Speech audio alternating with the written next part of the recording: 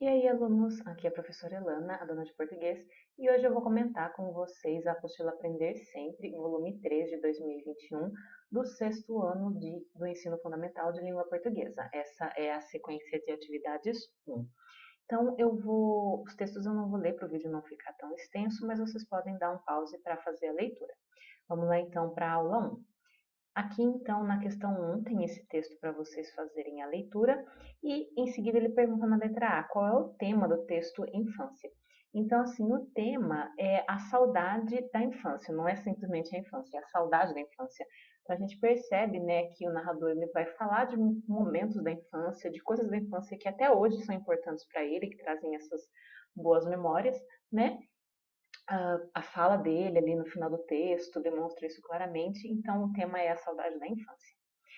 Na B, ele pergunta qual é a informação implícita desse trecho. Até esqueci aqui, no domingo a gente podia ficar até mais tarde na cama. O que é informação implícita? É uma informação que está escondida nas entrelinhas. Uma informação explícita, ela está na cara, ela está escancarada. Tipo, você bate o olho, você lê e você viu. E já a implícita, ela está escondidinha, está nas entrelinhas, você tem que ler, pensar e deduzir. Então, nesse trecho, o que a gente tem de informação implícita, escondida, é que ele costumava acordar cedo nos outros dias da semana, porque ele diz que no domingo ele podia dormir até mais tarde, ou seja, se ele podia dormir até mais tarde no domingo, quer dizer que nos outros dias ele precisava ir acordar mais cedo. Na C, ele está dizendo que na conversa, né, do narrador personagem com a mãe, dá para ver que eles têm um relacionamento familiar de afeto. E ele quer que vocês peguem um trecho que confirme isso. Então tem esse trecho aqui, né, que exemplifica: quando chegava à cozinha, minha mãe olhava-me com um largo sorriso no rosto, que mostra aí a parceria que eles tinham. Na D, ele pergunta o seguinte, observando a frase, quando sentia aquele cheirinho de cookies, qual o sentido que podemos atribuir aos termos grifados? Então, termos grifados aqui no caso, né, estão fazendo referência ao sentido do olfato, né, e mostrando aí a vontade, o desejo que ele tinha de comer os cookies. Na E, o texto infância é narrado em primeira pessoa ou terceira pessoa, e aí tem que justificar com um trecho. Então, é um texto narrado em primeira pessoa, ou seja, quem está contando a história participou da história, né? E aí um trecho que prova isso é esse aqui, ó. Adorava, eu adorava. Me fazia, tipo, fazia a mim, né? Então, são trechos que mostram que o narrador está em primeira pessoa, quem conta a história participou dela. 3. A palavra destacada no trecho a seguir nos permite fazer inferências. Quais? Então, aqui a palavra destacada é bem, né? Tipo, ele repetiu o E aí, né? Deu uma ênfase. Ele quer saber o que a gente pode inferir e perceber aí disso. Então, a gente infere que quando ele repete essa palavra bem, ele está fazendo isso com o objetivo de dar ênfase em algo, que é justamente a ideia de que os cookies, eles eram bastante recheados. Não era tipo pouco, só um pouquinho, era bastante. Quando a gente vê esse bem, tipo, é essa a ideia. Agora aqui na aula 2, na questão 1, tem um texto para vocês lerem. E depois ele vai perguntar o seguinte na 2A. Após a leitura dos textos Meus 8 anos de infância, estudado na aula 1, é possível perceber semelhanças entre eles? Justifique sua resposta. Então, ele quer que compare esse texto que acabou de ler com o texto da aula 1, né? Então, sim, tem semelhanças, né? O que acontece é que os dois estão falando do mesmo tema, que é a saudade da infância, só que cada um fala à sua maneira. B. Os textos lidos nas duas aulas apresentam a mesma estrutura textual? Não. Então, o que acontece? O primeiro texto está escrito em prosa, que é aquele texto em parágrafos, né?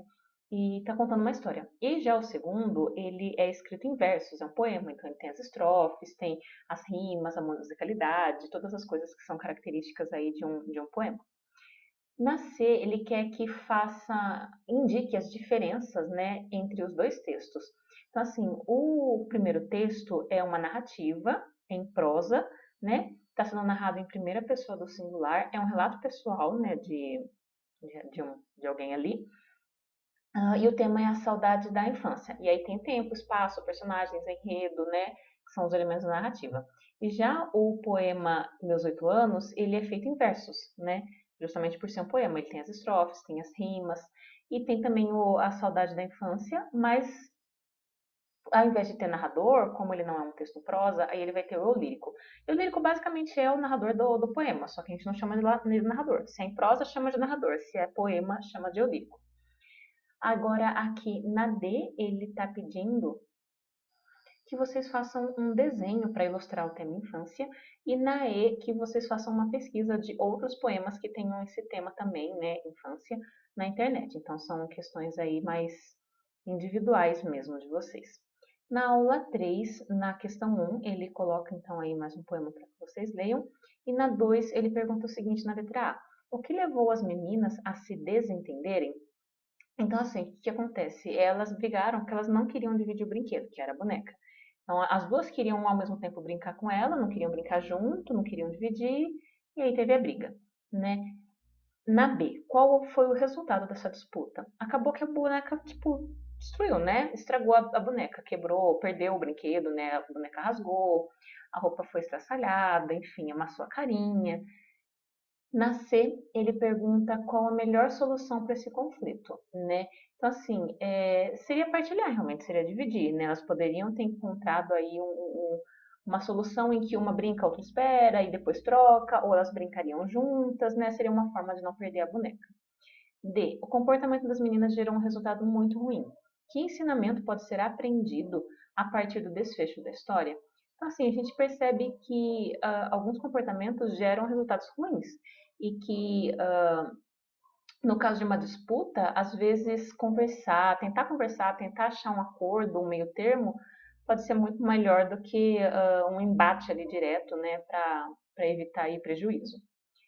Na 3, ele pergunta se os dois poemas, esse e o da aula anterior, se têm a mesma temática.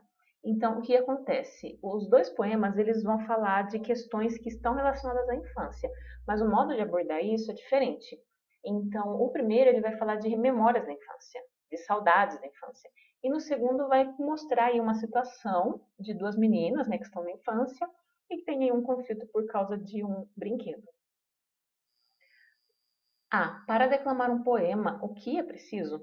Então, assim, declamar é diferente de ler, né? Ler você simplesmente vai estar decodificando o que está ali. E declamar, você está colocando toda uma emoção, né? Tem que tomar cuidado com a dicção, com o tom da voz, com os gestos, com como você vai expressar os sentimentos que estão ali.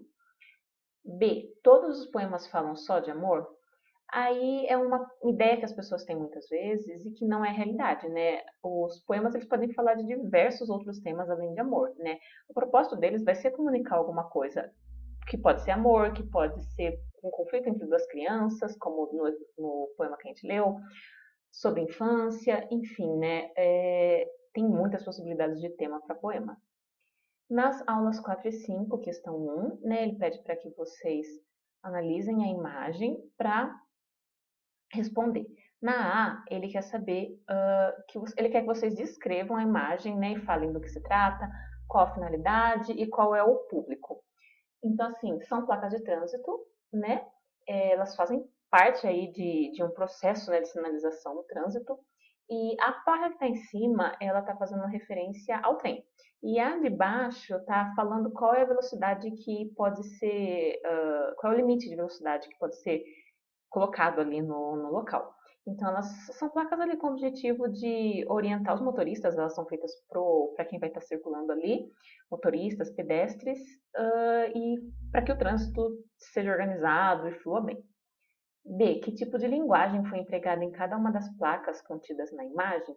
Então, assim, na primeira imagem, que é a de cima, né, a placa de cima, a gente tem a linguagem não verbal, porque é só a imagem de um veículo, não tem nada escrito. E na de baixo, que está o número, né, da quilometragem, aí a gente tem uma linguagem verbal.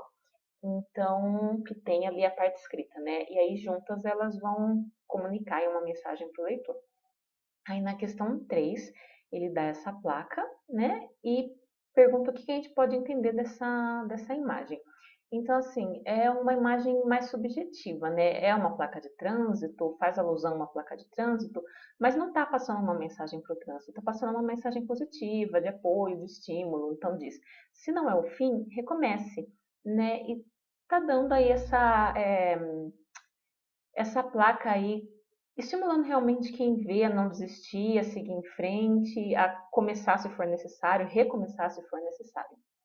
Na B é uma questão pessoal, ele quer saber a sua opinião sobre esse trecho, né, que está ali na placa, né, o que você acha que ele significa. E aqui na 4 ele pergunta o seguinte, as duas imagens que são representações gráficas podem ser utilizadas para o mesmo contexto de uso? Então, o que acontece? Elas são placas, né? Só que não é o mesmo contexto, porque as placas ali do trem, da quilometragem, são num contexto de trânsito. E a outra placa ali de baixo, né, é num contexto ali mais motivacional. Então, são situações diferentes. Aqui nas aulas 6 e 7, na questão 1, tem as imagens também para que vocês observem. E na 2 ele pergunta o seguinte, que dá para notar, né, que tem a máscara em uma delas, e pergunta se, na sua opinião, isso tem uma intenção específica, né? Assim, é na sua opinião. Então, eu tô dando um norte aqui para vocês, mas vocês podem colocar outra coisa, né? Porque podem discordar, podem ter outra linha de pensamento, né? Que não seja essa, porque é a opinião de vocês, né?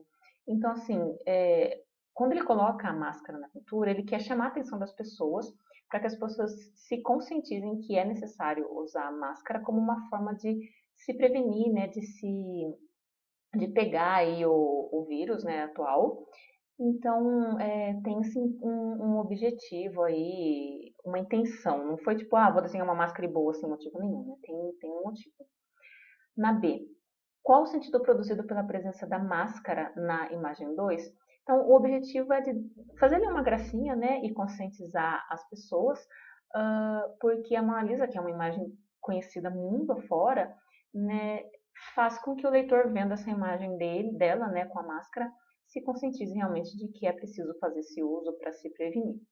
Na 3 nós temos mais uma imagem e na A ele quer que vocês descrevam essa imagem, né, que só vai ter aí elementos não verbais, não tem nada escrito.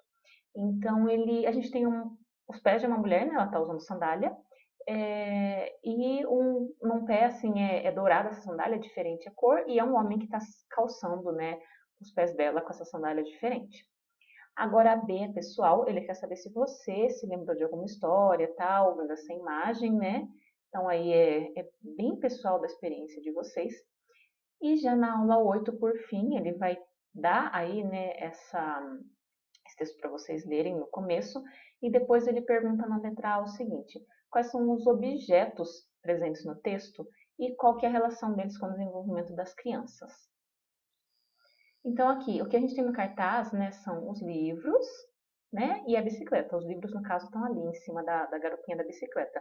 Então, os livros, eles fazem referência à necessidade que as crianças têm de estudar. Então, elas precisam estudar para se desenvolver. E as brincadeiras, o esporte, também são uma necessidade, né? A bicicleta faz referência às brincadeiras e ao esporte, e que também é uma necessidade para o desenvolvimento das crianças. Então, a relação que a gente faz é essa, né? Cada um à sua maneira, mas ambos são importantes para o desenvolvimento dessa criança. E na B é pessoal, né? É o que você acha que esses objetos representam. E por fim, nas questões 2, 3 e 4, é um processo, né, de produção de um poema em que você vai falar sobre a importância da criança tanto brincar quanto estudar.